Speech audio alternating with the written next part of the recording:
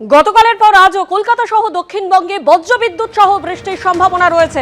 সরাসরি আমাদের প্রতিনিধি সমীরণ পাল আমাদের সঙ্গে রয়েছেন। সমীরণ, আলিপুর আবহাওয়া দপ্তর সূত্রে ঠিক কি জানতে পারছো?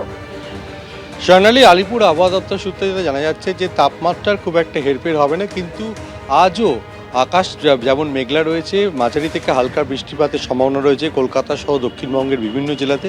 তার পাশাপাশি উত্তরবঙ্গের আলিপুরদুয়ার, জলপাইগুড়ি এবং কোচবিহার সেখানে ভারী বর্ষণের পূর্বাভাস রয়েছে। এবং শুধু তাই নয়, বিভিন্ন জায়গা থেকে যে প্রাকৃতিক দুর্যোগের খবর পাওয়া যাচ্ছে, পাহাড়ি এলাকায় ধস নামার জন্য সতর্কতা জারি করা হয়েছে আবহাওয়া দপ্তরের পক্ষ থেকে, যেটা স্পষ্ট করে বলা হচ্ছে রবিবার সকাল থেকেই আবহাওয়ার পরিবর্তন হবে। যেটা দক্ষিণবঙ্গে যেটা হালকা থেকে মাঝারি বৃষ্টিপাতের পূর্বাভাস রয়েছে, সেই বৃষ্টিপাতের পরিমাণ বাড়বে এবং তাপমাত্রা আরও কমবে। তার পাশাপাশি আরও আবহাওয়া দপ্তর তরফ থেকে সতর্ক করা হচ্ছে যে রবিবার সকাল থেকে যে বৃষ্টিপাতের পরিমাণ বাড়বে, তার পাশাপাশি বজ্রবিদ্যুতের সম্ভাবনাও বাড়বে এবং সেই কারণে সকলকে সতর্ক করা হয়েছে আবহাওয়া দপ্তরের তরফ থেকে। এবং পাহাড়ি এলাকায় অর্থাৎ যেমনটা আবহাওয়া দপ্তর সূত্রে জানা যাচ্ছে যে রবিবার থেকে দক্ষিণবঙ্গে বাড়বে বৃষ্টি, ঠিক কি বলছে আবহাওয়া দপ্তর শুনুন।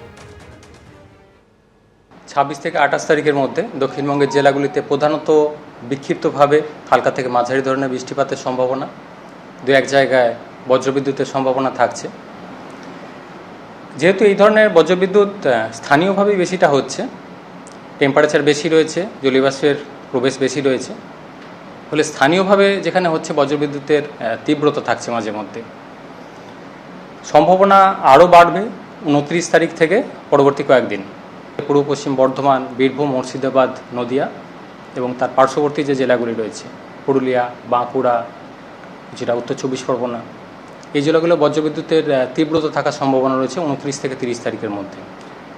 কলকাতা পার্শ্ববর্তী অঞ্চলের জন্য আগামী 2-3 দিন প্রধানত মেঘলা আকাশ, হালকা থেকে মাঝারি ধরনের বৃষ্টিপাত বিক্ষিপ্তভাবে থাকার সম্ভাবনা রয়েছে। বৃষ্টিপাতের সম্ভাবনা কলকাতার জন্য বাড়বে 29 তারিখ থেকে।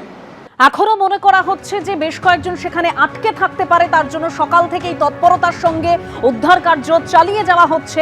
তারাতলার এই ভয়াবহ বিপর্যয়, যেখানে 15 জনের ইতিমধ্যেই মৃত্যু হয়েছে, 18 জন এসএসকেএম হাসপাতালে ভর্তি রয়েছেন।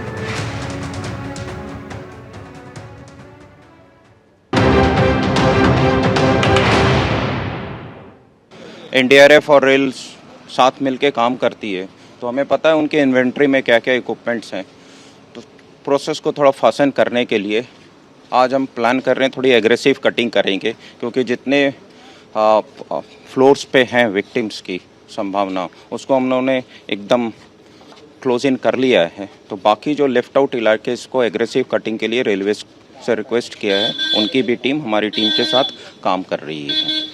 और कोशिश है, अभी हमने फिर से दोबारा एरिया को एनालिसिस करने के बाद 3 ऐसे स्पॉट्स को आइडेंटिफाई किया है जहां हमें सस्पेक्ट हो रहा है। वहाँ पूरे ऑपरेशंस कंटिन्यूअस अभी तक चल रहे हैं बिना नॉन स्टॉप, और टीम्स हमारी लगी हुई है। उनके निकालने के बाद एरिया स्कैन किया हमने, हमारी वेरियस टाइप्स ऑफ इक्विपमेंट्स है जिसकी हम मदद ले रहे हैं। टेक्नोलॉजी हमारी पूरी बेस्ड है, अभी हम सेंसर्स को यूज़ कर रहे हैं, लाइव डिटेक्टिंग सेंसर्स यूज़ कर रहे हैं, लोकेटिंग कैमरास यूज़ कर रहे हैं, सी थ्रू रडार्स यूज़ कर रहे हैं, जिसके थ्रू हमें कुछ उनका टेल साइन मिले। एबीपी आनंद एगिए थाके एगिए राखे।